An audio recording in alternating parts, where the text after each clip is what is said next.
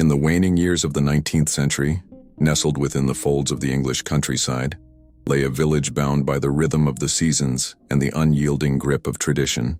Here, life and death were simple, public affairs, marked by the tolling of a single church bell.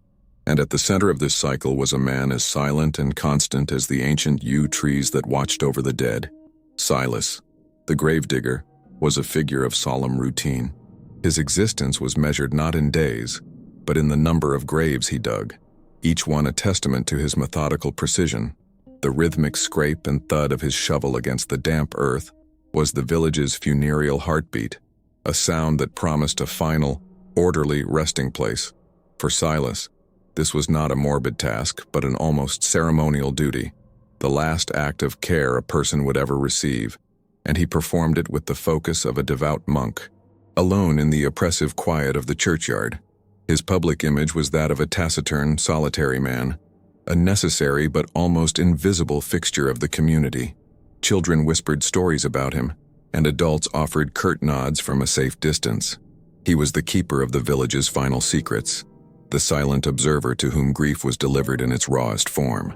He lived in a small stone cottage that abutted the cemetery wall, its windows looking out over a sea of weathered headstones. This proximity had fused him with his work, blurring the line between his life and the eternal stillness he curated. His hands, gnarled and permanently stained with soil, were tools of finality. His face, on a roadmap of sun and wind, rarely betrayed emotion.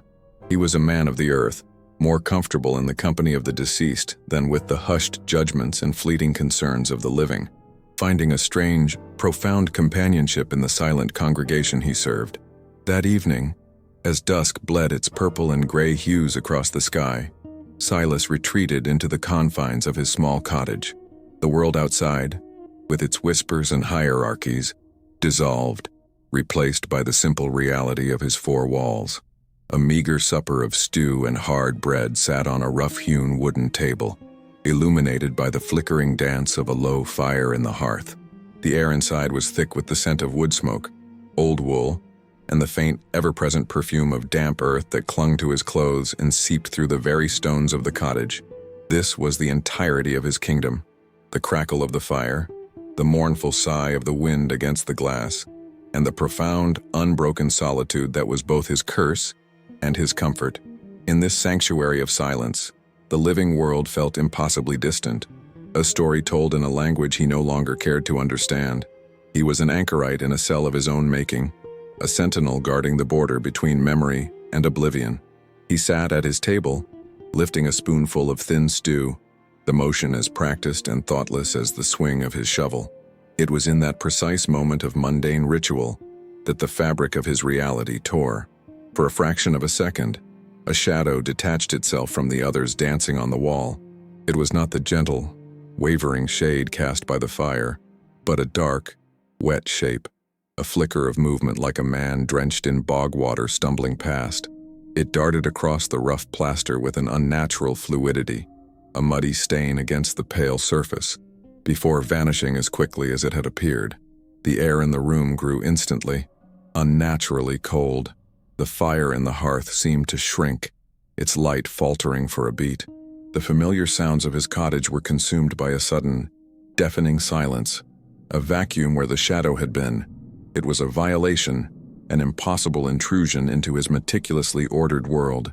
Silas froze, his hand trembling slightly, the spoon suspended over his bowl.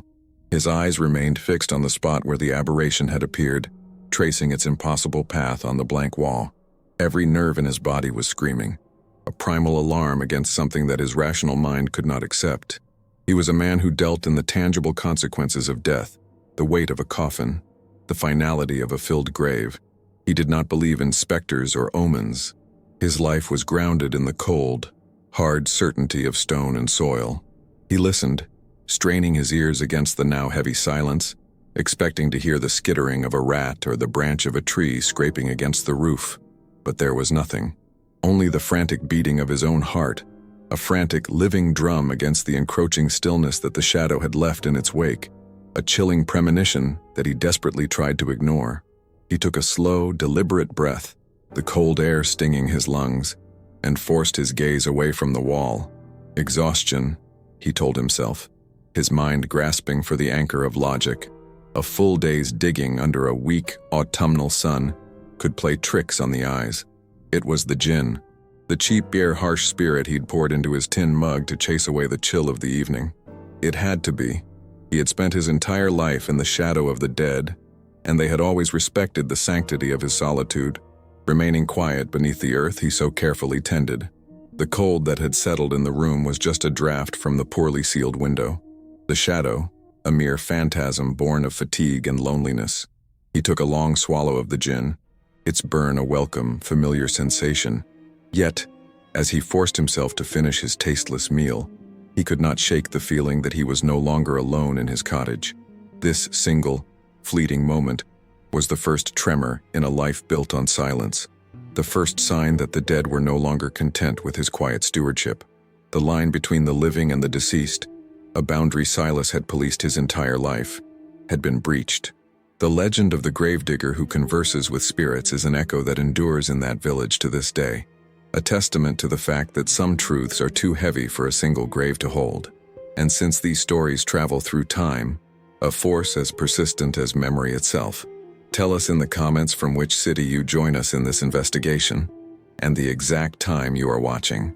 With your presence now marked in our own chronicle, let us return to that cottage in 1890 and discover how that first crack in Silas's world began to widen into an abyss. In the days that followed, Silas clung to the scaffolding of his routine with a desperate tenacity, believing that the sheer force of habit could exorcise the phantasm from his cottage. He arrived at the churchyard with the first light of dawn, his shovel cleaving the earth with the same steady rhythm he had maintained for decades. The familiar scent of soil and decaying leaves, the cold kiss of morning mist, the weight of the familiar tool in his hands, these were the anchors of his reality, and he held to them tightly. But the churchyard, once his silent kingdom, no longer felt like a sanctuary. As he worked, he felt a persistent, prickling sensation on the back of his neck, the undeniable feeling of being watched. He would turn, his heart hammering against his ribs, only to find the familiar landscape of stoic headstones and weeping willows. The silence was different now. It was not empty, but expectant, heavy with an unseen presence that made the very air feel thick and difficult to breathe. The familiar quiet had become a vessel for his burgeoning dread. The phantom was no longer a fleeting shadow on a wall. It began to manifest at the far edge of the churchyard, a tall, slender figure standing motionless by the crumbling stone wall that separated the consecrated ground from the wild fields beyond. At first, it was little more than a smudge against the gray sky, a trick of the fog or the fading light. Silas, a man practiced in the art of self-deception born of solitude, tried to reason it away. A poacher, perhaps, or a lovelorn youth seeking a quiet place to brood. But the figure never moved. It simply stood and stared, its gaze fixed upon him with an unnerving intensity that transcended the physical distance. A profound, unnatural stillness clung to it, a quality that set it apart from any living thing. It was this absolute lack of motion, this silent, unwavering focus, that began to dismantle his rationalizations, piece by agonizing piece. He knew, with a certainty that defied logic, that he was looking at something that belonged beneath the earth, not upon it. The haunting soon bled from the periphery of his vision into the heart of his sanctuary. One evening, after a long, dry day of labor, he returned to his cottage and stopped dead in the doorway. There, in the center of the otherwise immaculate, bone-dry floorboards, was a small, dark puddle. It was not clean water from a leaking roof, but a patch of viscous, muddy liquid, smelling faintly of stagnant ponds and crushed weeds, as if someone had stood there for a long moment with bog-soaked boots. He checked the ceiling, the windows, the water basin. All were dry and undisturbed. There was no earthly explanation. A chilling realization washed over him. The boundary between his world and that of the silent, staring figure was not just porous, it was dissolving. He methodically scrubbed the stain from the floor until the wood was raw, but he could not scrub away the cold certainty that had taken root in his soul. Something had been inside his home. The violation was absolute. The visitations grew more audacious. The figure, which his mind now refused to see as anything other than the ghost of young Thomas, The farmhand he had buried a month prior was no longer confined to the distant cemetery wall. He would glimpse it between the headstones as he worked, a fleeting shape that vanished the moment he turned his head directly. This spectral surveillance shattered his focus, the attribute he most prized in himself. The clean, precise lines of his graves grew slightly uneven. His shovel once struck a stone with a jarring clang that echoed his own frayed nerves. His hands, usually so steady, began to tremble. The stoic calm that had been his armor for a lifetime was cracking, revealing the terrified man beneath. His work, once a meditative communion with finality, had become a torment. Each shovelful of earth felt like an act of desecration, a disturbance of the one soul who refused to accept his rest. The churchyard had become his personal purgatory. Then came the scent. It arrived without warning, a sensory ghost that was even more disquieting than the visual apparitions. It was the distinct, sweet and peppery smell of wild heather, an aroma inextricably linked in his mind to the ravine where Thomas had supposedly met his accidental end. The scent would fill his small cottage at odd hours, thick and cloying, overpowering the familiar smells of wood smoke and old stone. It was a perfume of the place of death, an olfactory message that was both a reminder and an accusation. He would throw open his window to the cold night air, trying to purge the fragrance, but it clung to the wool of his blanket and the wood of his chair.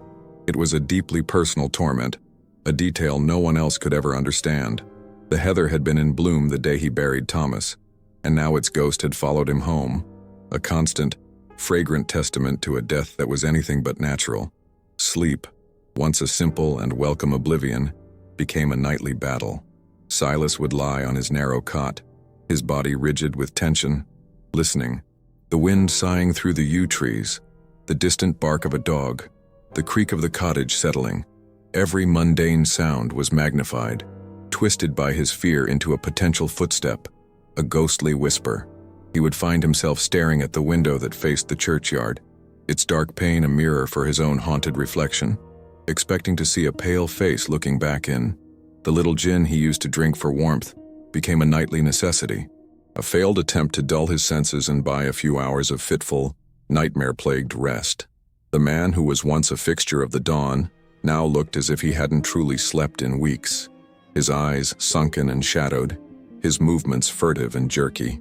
He was a man constantly looking over his shoulder, startled by his own shadow, a prisoner in his own life. The change in Silas, a man whose steadfastness was as reliable as the sunrise, did not go unnoticed in the tightly knit village. Mrs. Gable, the baker's wife, remarked that he looked as pale as a corpse when he came for his weekly loaf, his eyes darting towards the churchyard gate as if expecting to be pursued. The vicar, Reverend Albright, a man whose faith was more administrative than spiritual, stopped him after a Sunday service he hadn't attended. The Reverend noted his haggard appearance and his uncharacteristically shaky hands, attributing it to drink or the grim nature of his work. "A man needs the comfort of the Lord's house, Silas," he'd said, his words a hollow platitude, especially one who dwells so near the final judgment. This superficial concern only served to deepen Silas's isolation.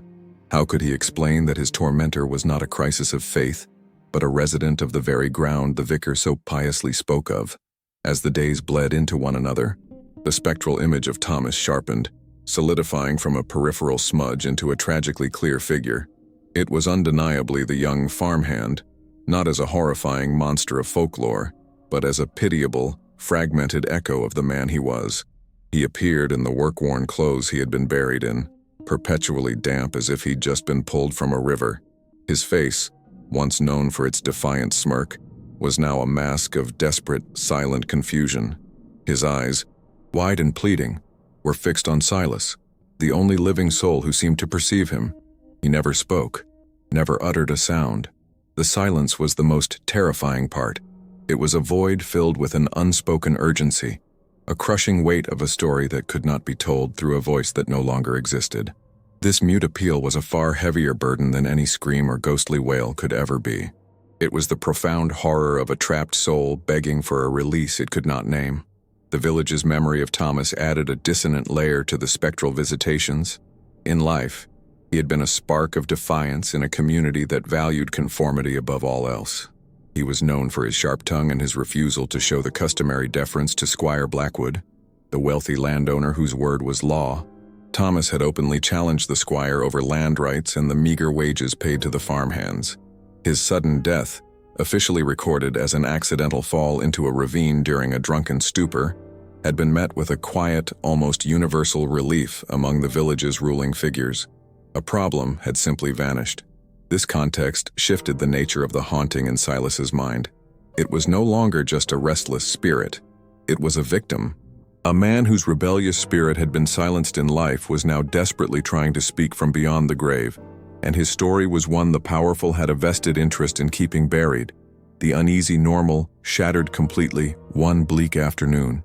The autumn sky was a bruised purple, threatening a storm.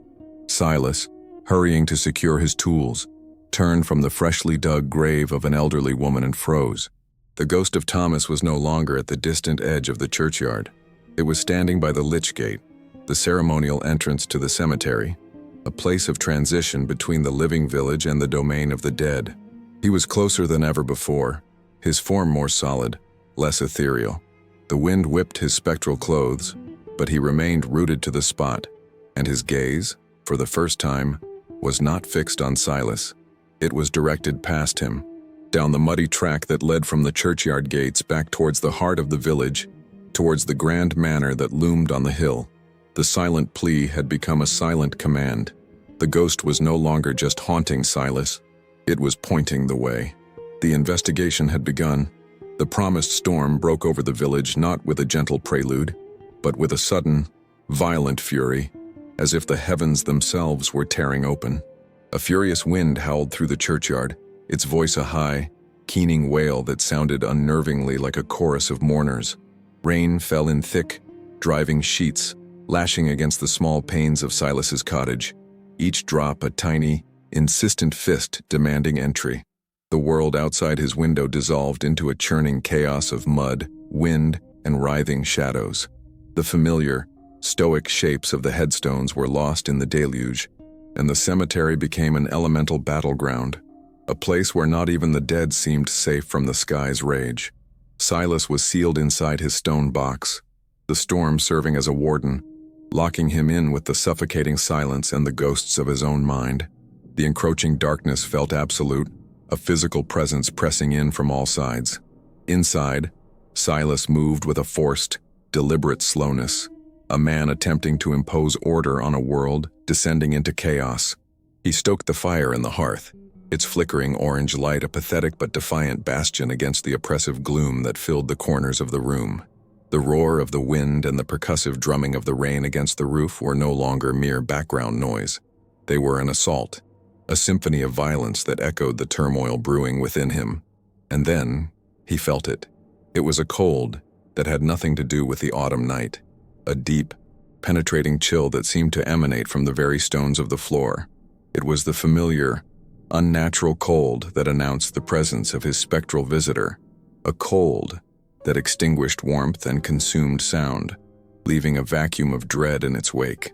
He knew, with a certainty that defied all reason, that the storm had brought more than just rain into his life. The apparition did not flicker into existence this time.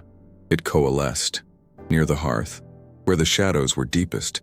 The air seemed to thicken and darken, gathering itself into a form.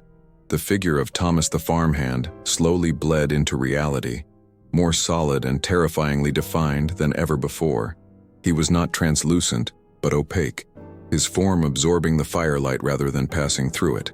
He appeared drenched, water streaming from his worn clothes and matted hair, yet it was not the clean rain of the storm, but the same foul, stagnant bog water that had once puddled on the floor, carrying with it an overpowering scent of crushed wild heather and freshly turned eyes, damp earth. As his form solidified, the flames in the hearth seemed to shrink and sputter, a visible retreat from the profound cold he brought with him, plunging the small cottage into a terrifying, spectral twilight where only the last embers glowed like watchful red eyes.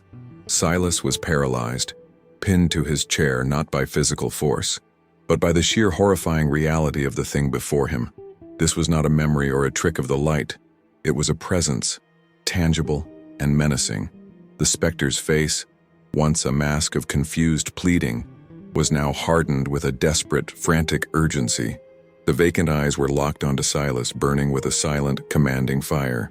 The ghost of Thomas had shed the last vestiges of the confused boy he had been and was now a singular, focused entity, an accusation given form, a message made manifest. The air between them crackled with an unspoken history.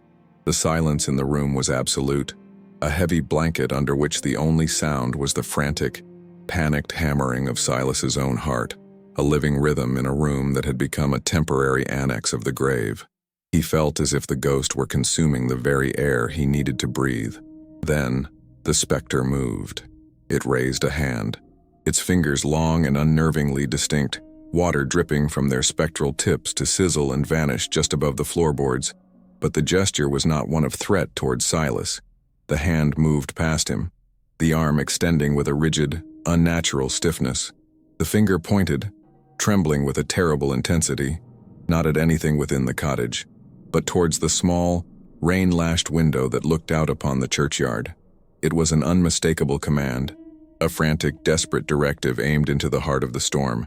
The ghost was pointing directly to the plot of unconsecrated ground where Silas himself had laid Thomas's body to rest, the muddy, unadorned patch of earth that held his physical remains.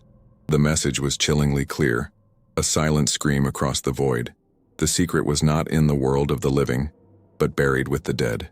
As Silas stared, hypnotized by the ghostly, pointing finger, the specter's other hand began to rise. The movement was slow, deliberate, drawing his attention to it. Then, with a suddenness that made Silas flinch violently, the ghost's hand swung in a brutal arc. It struck the back of its own spectral head with a sickening, silent impact. The form of Thomas convulsed as if from a real physical blow, his head snapping forward.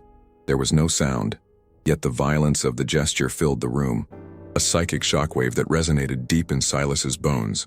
The ghost repeated the action, again and again and again, a horrifying, rhythmic pantomime of murder. It was a brutal, repetitive bludgeoning from behind. The village's accepted narrative, the lie of an accidental fall, was shattered in that silent, violent dance. This was an execution. The terrible display ceased as abruptly as it had begun. The repeated blows stopped, and the specter's form, which had seemed so solid, began to waver. The edges of its shape blurred, becoming indistinct, like ink dissolving in water. The figure of Thomas flickered once, his desperate, burning eyes fixed on Silas for a final, piercing moment, and then he was gone. He did not fade, but vanished in an instant, as if the energy holding him together had been utterly spent. With his departure, the profound cold receded, and the oppressive scent of heather and bog water dissipated into the normal smells of smoke and damp wool. With a sudden, explosive roar, the fire in the hearth surged back to life, its flames leaping high, casting dancing shadows that were, for the first time in weeks, yet are merely shadows. The silence returned, but it was a normal silence now, filled only by the storm's receding fury. Silas remained frozen for a long moment, his mind struggling to process the violation. It had to be a dream, a waking nightmare conjured by exhaustion, gin, and the storm's hypnotic rage. His life was built on the solid, predictable foundation of death's finality, and what he had just witnessed was an impossibility. But as his senses slowly returned, he heard it, or rather, he remembered hearing it, a tiny, sharp, metallic sound that had cut through the phantom violence an instant before the ghost vanished. A clink, the sound of something small and hard striking the wooden surface of his table. He had dismissed it as part of the storm, but now, the memory of it was insistent, a single, clear note in a symphony of chaos. His gaze, slow and filled with dread, shifted from the empty space by the fire to the rough-hewn table. There, in the center of the dark, scarred wood, lay an object. It was small, no bigger than a shilling, but it gleamed in the renewed firelight with a defiant solidity. It was an artifact of the impossible, a piece of physical reality left behind by a spectral messenger. It had not been there before the storm, before the cold, before Thomas. Silas pushed himself to his feet, his legs as unsteady as a newborn colt's, and took a hesitant step towards the table. He felt like a man approaching the scene of a crime, knowing that what he was about to see would change everything. The object was an anchor, tethering the night's terrifying vision to the waking world, making it undeniable. It was proof, not a feeling, or a scent, or a shadow, but a thing he could touch, a thing that could be seen by others. He reached out a trembling hand and picked it up. The object was a button cast from heavy brass, and it was cold, impossibly cold, as if it still held the chill of the grave within its metal. It was not the simple bone or wood button of a common villager. This was an object of wealth and status, its surface intricately embossed with the sharp, predatory profile of a hunting hawk. Its wings flared. Silas didn't need to guess at its origin. He knew this crest. He had seen it dozens of times, polished to a high gleam, on the formal, dark green wool coat of the most powerful and feared man in the village. A man whose authority was absolute, whose favor meant prosperity, and whose displeasure meant ruin. The button belonged, without a shadow of a doubt, to Squire Blackwood. The weight of it in his palm was no longer just metal. It was the weight of a murderous secret, a burden passed from the dead to the living. The storm passed, leaving behind a world scrubbed clean and unnervingly silent. For Silas, however, the silence was no longer a comfort. It was a vessel, now filled with the memory of the spectral pantomime and the cold, heavy weight of the brass button in his pocket. The object was a brand, a physical link to a supernatural event that his mind still recoiled from. He was a man of earth and shovels, of tangible finalities, yet he had been handed a mystery from a realm he had spent his life denying. Terror was his first instinct, a primal urge to cast the button into the fire, to board up his windows and retreat into the willful ignorance that had served him so well. But the ghost's eyes, burning with a desperate, silent plea for justice, were seared into his memory. A profound and unwelcome sense of responsibility had settled upon him, as heavy as the soil of a fresh grave. The silence of the dead had been broken, and now he, the guardian of that silence, was being compelled to speak for it. His first move was not one of courage, but of clandestine verification. He needed to see the lie in black and white. As the gravedigger, he possessed a unique and largely unnoticed privilege, a key to the church vestry. It was here, in a large iron-banded oak chest, that Reverend Albright kept the parish records, the official chronicle of every birth, marriage, and death in the village. This book was the community's scripture of existence, its pages holding the sanctioned version of every life and its conclusion. Silas waited until the twilight hour, when the vicar had retreated to his parsonage and the village was settling into its supper. Slipping through the creaking side door of the cold, stone church, he felt like a thief, his soft-soled boots making no sound on the ancient flagstones. He was entering a sacred space to uncover a profane secret, the familiar scent of old incense and beeswax now smelling of conspiracy. The parish register was a formidable tome, its leather cover worn smooth by a century of hands, its spine cracked and yielding. The air displaced by the opening of the chest released a dry, dusty scent of aging paper and faded ink. Silas carried the heavy book to the vestry's small desk, his hands, so accustomed to the raw earth, feeling clumsy and brutish against the delicate, brittle pages. He lit a single candle, its small flame creating a pool of nervous, wavering light that made the shadows in the room seem to deepen and lean inwards. His heart hammered a frantic rhythm against his ribs as he turned the pages, the dry rasp of paper the only sound besides his own ragged breathing. He was searching for the official story, the documented lie that served as the foundation for the squire's immunity. It was a search for proof of a falsehood, a hunt for the origin of the poison that had seeped into his solitary world. He found the entry on a page near the back, dated just over a month prior. The vicar's handwriting was precise and elegant, a series of neat, disciplined loops and strokes that bespoke a man of education and order. The entry read, Thomas Miller, aged 19 years, parish of Oaks Hollow, found deceased on the 30th day of September, 1890. Everything was as it should be, a standard, sterile recording of a life concluded. Then, his eyes fell upon the section designated Cause of Demise.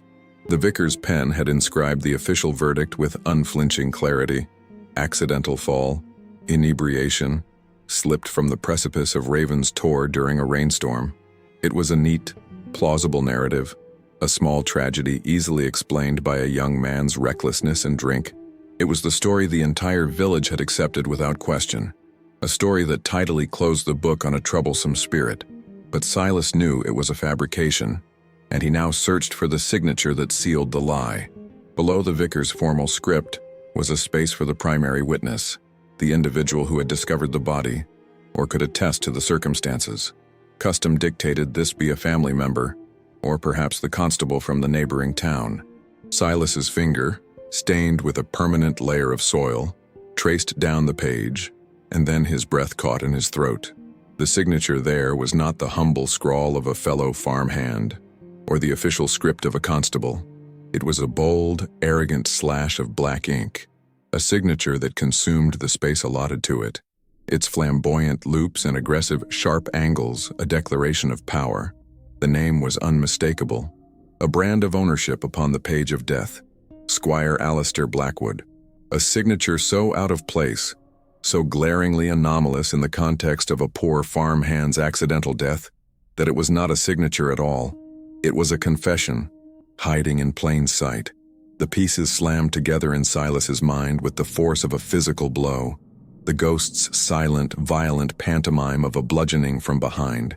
The ornate brass button, a token of the squire's presence, now resting in his pocket, and now, this, the squire's name indelibly linked to Thomas's death in the parish's most sacred document. An accidental fall would not have involved the squire, a man who rarely strayed from his manicured estate. It would not have resulted in a focused, crushing blow to the back of the skull, and it certainly would not have left one of his expensive, custom-made coat buttons behind.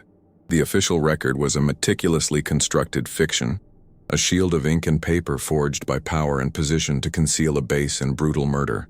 The cold in the vestry was no longer just the chill of old stone. It was the icy touch of a conspiracy that had corrupted the very records of life and death. A new, more profound terror gripped Silas. This was no longer a spectral matter, a haunting he could attempt to dismiss as a figment of his imagination. The button and the register were real.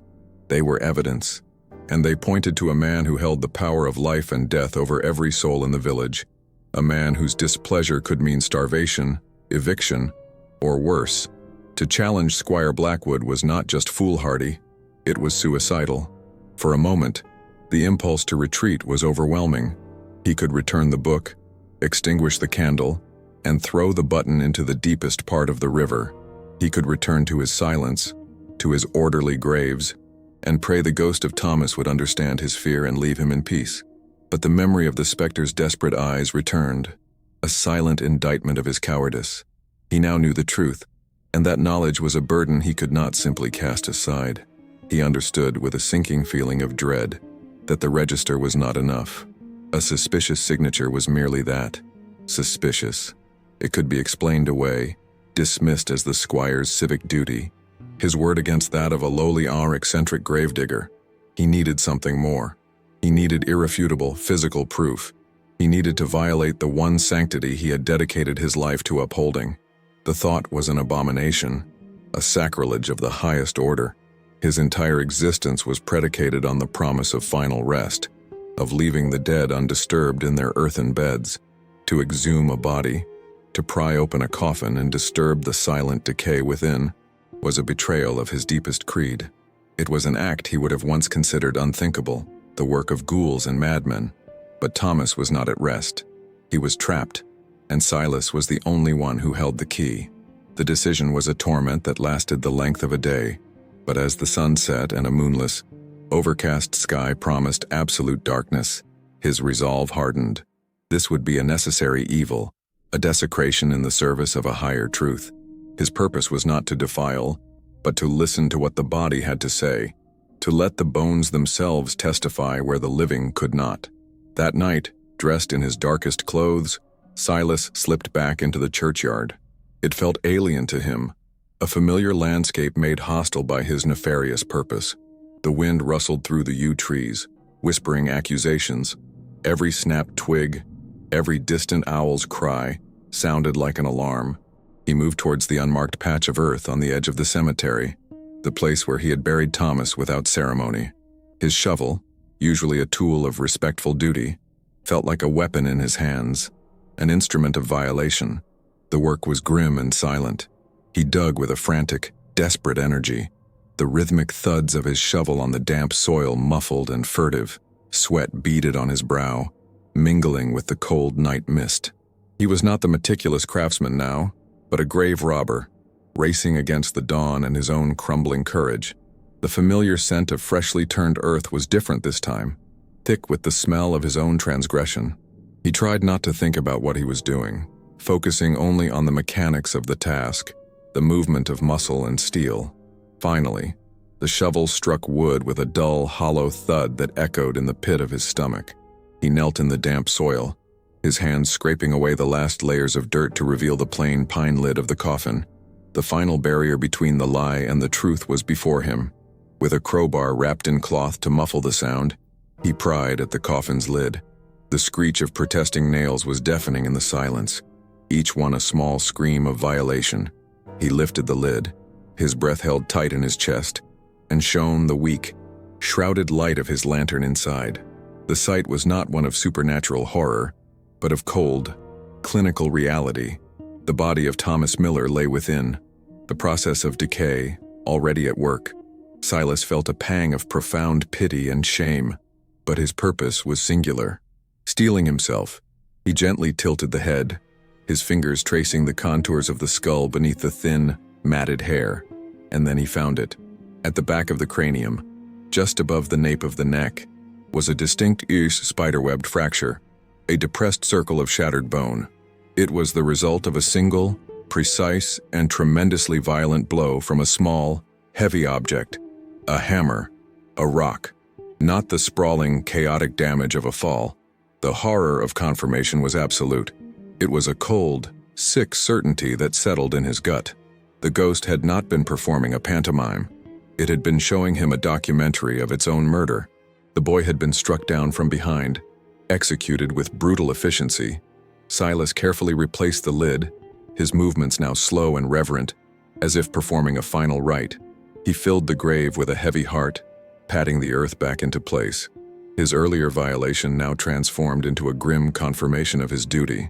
He had disturbed the dead only to give voice to their final, silenced testimony. The physical evidence was now aligned with the spectral, and the weight of this knowledge was immense. He was no longer just a witness. He was a custodian of a truth so dangerous it could shatter the foundations of their small world, and he was utterly, terrifyingly alone. Unbeknownst to Silas, his growing obsession had not gone entirely unobserved.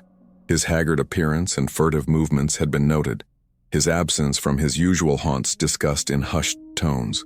Reverend Albright, a man who valued placid order above all else, had become unnerved by the gravedigger's increasingly erratic behavior. Driven more by a desire to quell any disruption than by genuine concern, the vicar paid a visit to Blackwood Manor. In the squire's opulent wood-paneled study, surrounded by the mounted heads of dead animals, the nervous vicar reported Silas's state. He spoke of a morbid fixation and mentioned, with apologetic deference, that the gravedigger had been asking quiet, unsettling questions about the circumstances of young Thomas Miller's unfortunate demise. The vicar intended it as a warning, a piece of village gossip to be managed. He had no idea he was delivering a death sentence. Squire Blackwood listened to the vicar's report with a predatory stillness, his face an unreadable mask of polite interest. His eyes, cold and gray as a winter sky, never left the nervous clergyman's face. He asked a few clarifying questions, his voice a low, smooth baritone that offered no hint of alarm. He spoke of Silas as a pitiful, lonely old man, whose mind was likely affected by his grim profession and cheap gin. He assured the vicar he would handle the matter with discretion, that the poor gravedigger's fancies would be put to rest. He dismissed the reverend with a placid, reassuring smile, but the moment the study door closed, the mask dropped. The squire's face hardened into a visage of cold, calculating fury. The gravedigger, the silent, invisible man, was digging where he should not. The loose thread he thought he had buried was beginning to unravel. As Silas completed his solemn task, tamping down the last of the soil over Thomas's desecrated grave, A new kind of chill traced its way down his spine. This was not the supernatural cold of a spiritual presence, but the primal, animal instinct of being hunted. The oppressive silence of the churchyard felt different, no longer just expectant but watchful. He looked up from his work, his gaze sweeping the perimeter of the cemetery, searching the deep shadows beyond the stone wall. He saw nothing, but he could feel it. A new set of eyes. He was no longer being observed by the dead, but by the living. Over the next 2 days, the feeling intensified. A dark, unfamiliar carriage would pass slowly along the road bordering the churchyard at odd, silent hours. A groundskeeper from the manor was suddenly tasked with repairing a fence on the far side of the fields, his posture too still, his gaze too often directed towards Silas's cottage. The threat had metastasized. It had transformed from a spectral plea for justice into a tangible, human menace. The ghost of Thomas had been a messenger of a past crime, but Squire Blackwood was the embodiment of a present and lethal danger. Silas was trapped between two worlds, haunted by a dead man who demanded the truth, and hunted by a living one who would kill to keep it buried. He understood that his clandestine investigation was over. He had gathered the evidence in both spectral and physical. He could not hide with this knowledge. For Blackwood's tightening surveillance made it clear that silence was no longer an option that guaranteed safety. A confrontation was inevitable. The ghost had pointed him to the grave, and the grave had pointed him to the killer. Now, all that was left was the terrifying act of accusation. The careful, methodical world of Silas the gravedigger had been irrevocably shattered. The solitude that had defined him was gone, replaced by the constant presence of a dead man's memory and a murderer's watchful gaze. He would spend the next day in a state of heightened, nerve-shredding anxiety, the brass button a cold, damning weight in his pocket. He was a simple man, a creature of routine and silence, who had been drafted into a war he did not understand, armed only with a button, a memory of a fractured skull, and the desperate, burning eyes of a ghost. The churchyard, once his silent kingdom, had become a chessboard and he, a lowly pawn, was being forced to make a move against the king. The time for digging in the dark was over.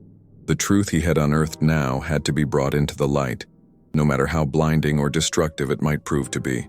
The weight of his discovery settled on him, not as a victory, but as a death sentence. He was a man of the earth, not of confrontation. His hands were made for the shovel, not for pointing an accusing finger at the most powerful man in the county. Every instinct screamed for him to flee, to disappear into the anonymity of the city, to leave the ghosts of the village behind. But where could he go? The squire's influence was long, and his own identity was tied to the very soil he now stood upon. More than that, the spectral image of Thomas, his silent, repetitive act of violence, had become a part of him. It was a duty he could not abdicate. He was the sole keeper of the boy's story, the only one who could give it a voice. To retreat now would be to bury Thomas a second time, this time under a mountain of his own cowardice. The path forward led to a terrifying, public confrontation. The path back led to a lifetime of being haunted by a silence far more terrifying than any ghost. With the vicar having proven himself a servant not to God, but to the squire's earthly power, Silas understood that appealing to the church's authority was futile. The institution itself was complicit in the lie. There was no recourse in the shadows, no secret meeting that could deliver justice. The crime had been public in its consequence, silencing a voice in the community, and its revelation must be equally public. He was terrified, a man of quiet earth being asked to move a mountain of social order. But the ghost's silent plea had become a mandate. He would not confront the squire in the privacy of his manor, where power could easily extinguish a gravedigger's life. Instead, he would choose a stage where even a king must stand before his people, a place from which there was no immediate escape, the church doors, just after the Sunday service. There, in the supposed presence of God, he would force a reckoning. The Sunday morning dawned with a deceptive, crisp beauty. The church bell tolled, its clear, metallic notes calling the faithful from their cottages. The village responded, a procession of families in their stiff, somber Sunday best, their faces scrubbed clean and set with pious determination. The air inside the church would be thick with the scent of beeswax candles and damp wool. The familiar drone of the vicar's sermon, a comforting, predictable rhythm, but Silas was not among them. He stood outside the lich gate, a solitary, grim figure out of place with the day's rituals. He was a sentinel at the border of the sacred, waiting. In the pocket of his worn coat, his fingers were wrapped around the cold, hard disc of the brass button. It was a talisman of truth, a small, heavy anchor of reality that kept his courage from dissolving entirely. He watched the church doors, his heart a slow, heavy drum against his ribs, waiting for the lie to be brought into the light. When the service concluded, the heavy oak doors swung open, spilling the congregation out into the weak autumn sunlight. They blinked against the brightness, their faces relaxed after the hour of required piety, exchanging quiet greetings and village gossip. And then he emerged, Squire Alistair Blackwood, a pillar of the community, radiating an aura of unshakable authority. He offered condescendingly warm nods to his tenants, the vicar, Reverend Albright, hovering at his elbow like a nervous attendant. This was the moment. With a resolve born of terror and spectral duty, Silas stepped forward from the lich gate, placing himself directly in the squire's path. The river of departing villagers slowed, then stopped. A confused murmur rippled through the crowd. The gravedigger, the village's resident shadow, had never before dared to impose himself on anyone, let alone the squire. His sudden, silent presence was a violation of an order as old as the village itself. Silas did not speak at first. He simply raised his hand, opening his palm.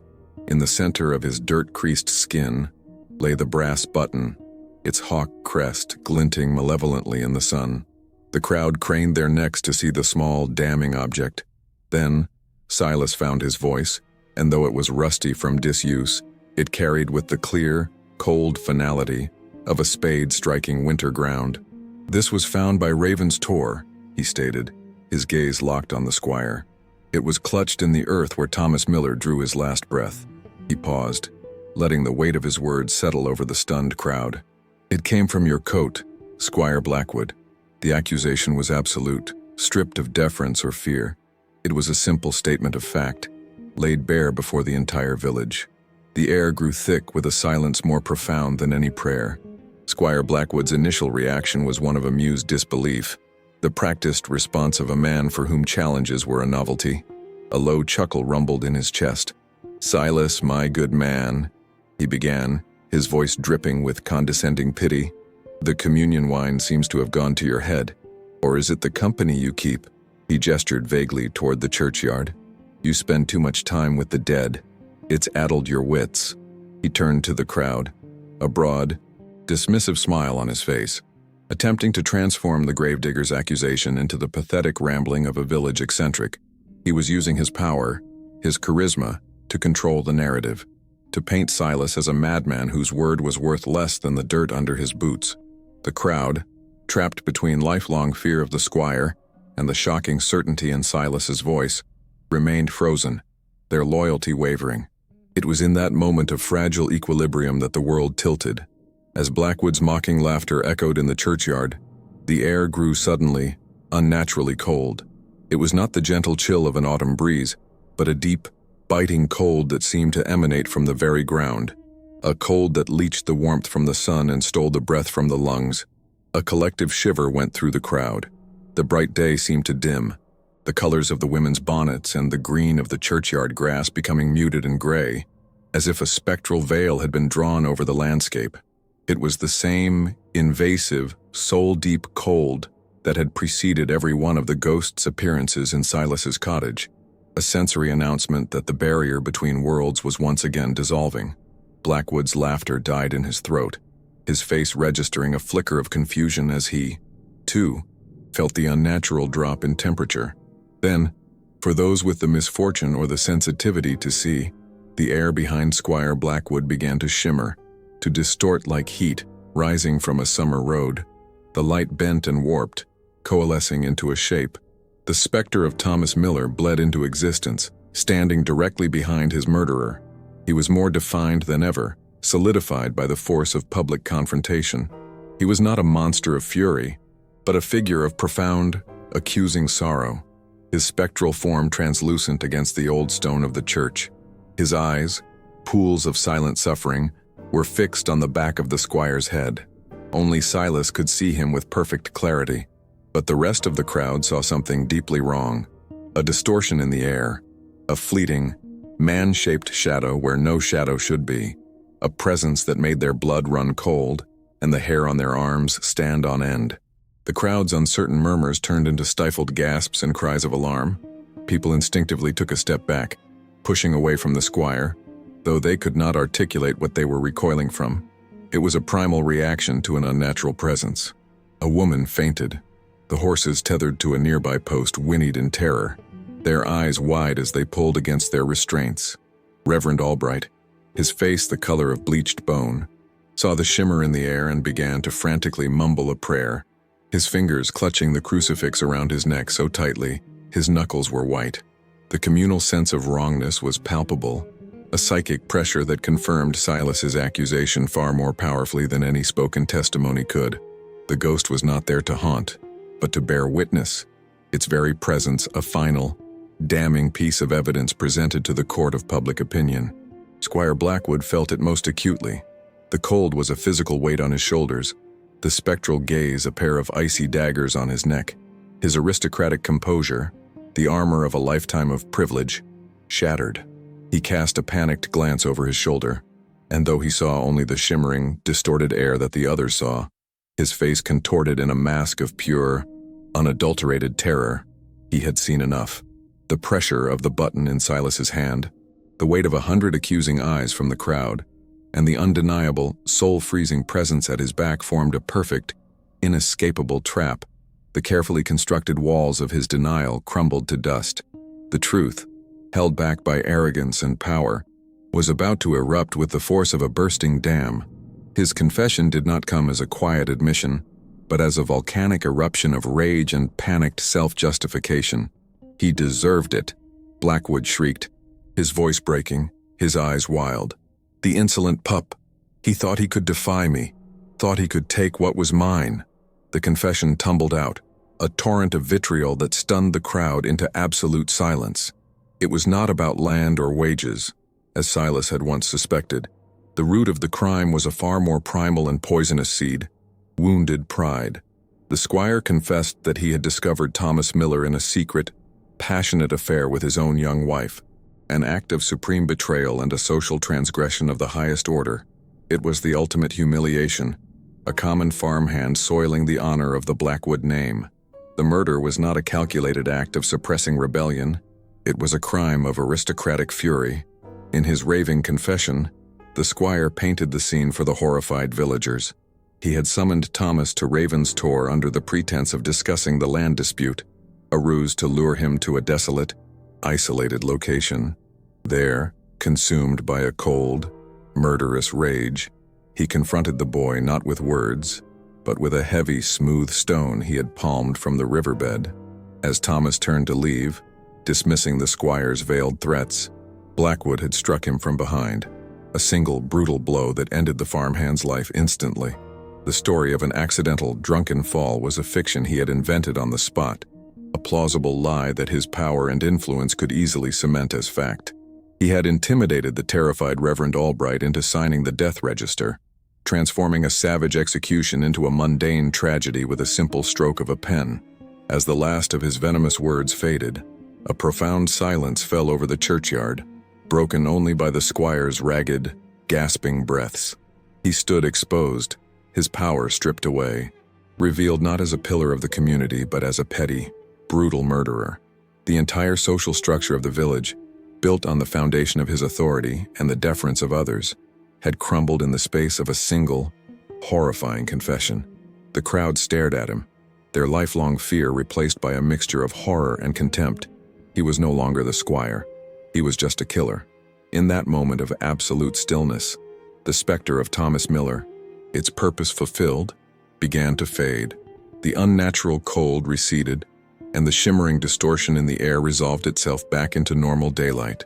The ghost's last act was to turn its head slowly, its sad eyes meeting Silas's for a brief, silent moment of acknowledgement, a transfer of burden from the dead to the living. Then, it was gone. The sun seemed to reassert its warmth, and the sounds of the world returned. Squire Blackwood, now a broken, pathetic figure, was surrounded by a wall of silent, judging faces. There would be no official trial here, no constable to take him away. His sentence had been delivered by the very people over whom he had ruled. They simply turned their backs on him, one by one, in a collective act of shunning more damning than any prison sentence. Reverend Albright, exposed as a coward and a liar, tried to retreat into the sanctity of his church, but the doors were now metaphorically closed to him. His moral authority had evaporated. The lie was dead, and its co-conspirators were now ghosts among the living, ostracized and alone. Silas stood amidst the quiet chaos, the brass button still resting in his palm. He was no longer just the old, eccentric gravedigger. In the eyes of the village, he had become something else entirely, something far more powerful and frightening. He was the man who had spoken the truth, the man who had faced down the squire, the man to whom the dead apparently spoke. He had exhumed a secret and in doing so, had broken the chains of fear that had bound the village for generations. The confrontation was over, but Silas knew his own role was not. He had become the keeper of a truth far heavier than any coffin, and the quiet of his churchyard would never be the same. The silence was over. Now, he had to listen. The confession did not merely expose a murderer, it dismantled the very architecture of the village's existence. Squire Blackwood's power, once as solid and imposing as his stone manor, evaporated in the space of his own shrieking words. He was not dragged to a jail or hanged from a gibbet. His punishment was far more subtle and, perhaps, more cruel. He was rendered invisible. The tenants who once bowed their heads now looked straight through him. The shopkeepers who had once saved their best goods for him no longer saw him enter. He became a ghost in his own life, a man sentenced to social oblivion, left to haunt the opulent rooms of his manor, surrounded by the trophies of a life that no longer existed. The rot beneath the pious facade of their world had been exposed, and the confession had acted as a surgical amputation, cutting the gangrenous limb of his authority away from the community forever, leaving a wound that would scar but ultimately cleanse. Equally devastating was the fall of Reverend Albright. His complicity, born of cowardice rather than malice, was a profound betrayal of his sacred office. He had not held the stone, but he had consecrated the lie, using the holy parish register to shield a murderer. The church, once the unwavering moral center of the village, became a symbol of hypocrisy. His sermons, once listened to with dutiful reverence, were now delivered to a nearly empty nave. The villagers' faith had not been shattered, but it had been relocated, moving from the institution of the church to a more personal, primal understanding of justice and retribution. The reverend became a pariah, a hollow man in a hollow house of God, his presence a constant, embarrassing reminder that earthly power had proven more compelling to him than divine law. His faith had been a construct of order and administration, and faced with true moral chaos, it had crumbled into dust, leaving only a shell of a man. In the center of this new, fractured world stood Silas. He was no longer the simple, taciturn gravedigger, a man defined by the earth he moved. His name was now spoken in hushed, reverent tones, intertwined with the supernatural event that had transpired. He became a local legend, a figure both respected for his courage and deeply feared for his communion with the other side. They called him the man who speaks to the dead, or sometimes more simply, the listener. Mothers would use his name to frighten naughty children, while old men would nod towards his cottage with a grim understanding. His solitude, once a quiet comfort, was transformed into a profound and mythic isolation. He was no longer just alone.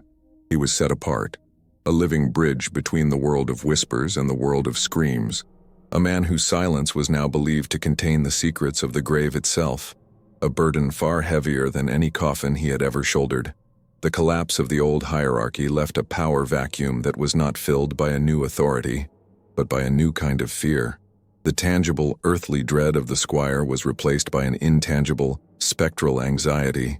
The world, which had seemed so ordered and predictable, was now understood to be porous, a place where the dead had agency and where grievances could claw their way back from the soil. Superstition, once a collection of quaint fireside tales, was elevated to the level of doctrine. Villagers began to see omens in the flight of crows and hear whispers in the wind. The boundary between the living and the dead, once so clearly delineated by the churchyard wall, now seemed thin and permeable everywhere. The village had been liberated from the tyranny of one man, only to become subservient to the infinite and unknowable laws of the restless dead, a freedom that felt chillingly like a new form of bondage. The physical landscape of the village was also permanently altered by the story. Raven's Tor, the desolate precipice where Thomas met his end, ceased to be a mere location on a map. It became a haunted landmark, a place imbued with a permanent stain of tragedy and violent rage. Local lore began to accrete around it like moss on stone. It was said that on still, moonless nights, one could still smell the peppery scent of wild heather, even in the dead of winter. Others claimed that if you stood on the edge of the cliff, a sudden, inexplicable cold would envelop you, and you would feel the distinct, terrifying sensation of a presence standing directly behind you.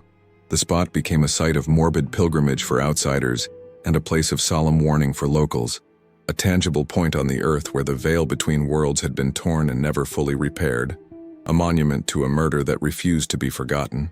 And what of the catalyst for the entire tragedy? The squire's young wife. Her name, once whispered with envy, was now spoken with a mixture of pity and contempt.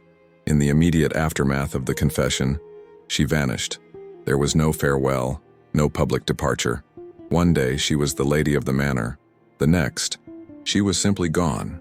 Some said the squire, in a final pathetic act of control, had sent her away in disgrace to a distant relative. Others whispered a darker theory, that she had fled in the night, unable to bear the shame and the weight of her role in the affair. A more chilling rumor suggested that she, too, had met a quiet, convenient accident. Her disappearance became another thread in the tapestry of the legend, a loose end that added to the story's enduring mystery, a silent testament to the fact that the squire's crime had claimed more than one victim, leaving behind a wake of ruined lives and unanswered questions. The most tangible change, however, took place within the confines of Silas's own churchyard. The unmarked patch of unconsecrated ground where Thomas Miller had been hastily buried was transformed. In the days following the confession, someone, no one ever admitted who, placed a simple, hand-carved wooden cross upon the mound of earth. Soon after, a small posy of wildflowers appeared at its base. Then another, Thomas's grave, once a symbol of a life discarded, became a quiet, informal shrine. It was an act of communal penance, a silent acknowledgement of their collective failure to see the truth. Silas would often be seen standing before it, not in grief, but in quiet contemplation. The grave was no longer just a plot of land. It was the anchor point of his new existence, a physical reminder of the day the dead first spoke to him, and the moment his life's work changed from burying the past to listening for its pleas. For Silas, the greatest consequence was the destruction of his own silence. The churchyard, his kingdom of quiet finality, was now a place of terrible, vibrant potential. His final, chilling glance across the field of headstones was not one of satisfaction, but of a new, dawning horror. His purpose was no longer simply to provide a peaceful end, but to be a sentinel for unrest. Every headstone was now a potential story, every silent occupant a potential victim with a grievance. Was the old woman who died in her sleep truly at peace? Did the man who succumbed to fever have a secret to tell? The silence of the dead was no longer a comfort, but a question. His unique sensitivity, once a curse he tried to ignore, had been validated, and now it was a tool he could not put down. He was the sole guardian of a silent, waiting congregation, and the burden of listening was his penance and his purpose for the rest of his days. Over the decades, the story of Silas and the Squire became the defining legend of Oaks Hollow, a piece of dark folklore as integral to the village's identity as the ancient church itself. The specific details, like the names of the vicar and the squire's wife, began to soften with time, but the core of the tale remained immutable. It was passed down from parents to children, a cautionary tale about the arrogance of power and the persistence of truth. It served as a reminder that the social order was a fragile construct and that justice could find a voice in the most unlikely of saviors. The story ensured that the village never again fell under the sway of a single, tyrannical figure. The memory of the day the gravedigger spoke for the dead became a far more effective deterrent than any law, a spectral check on the power of the living. The final image that history preserves is of Silas, an old man now, standing in his churchyard at dusk. He is not digging. He is simply standing among the graves, his head slightly cocked as if listening to the wind, or perhaps to something else carried upon it. He is a monument to the idea that some debts are not settled by death, and some secrets refuse to be buried. His legacy is a question that hangs over every forgotten grave in every forgotten churchyard. The tale of Silas is a reminder that the darkest chapters of our history are not always written in ink, but are sometimes etched into the very soul of a place, waiting for a listener. To ensure that these shadowed histories are never erased by time, subscribe to our archive and help us preserve the voices of the past.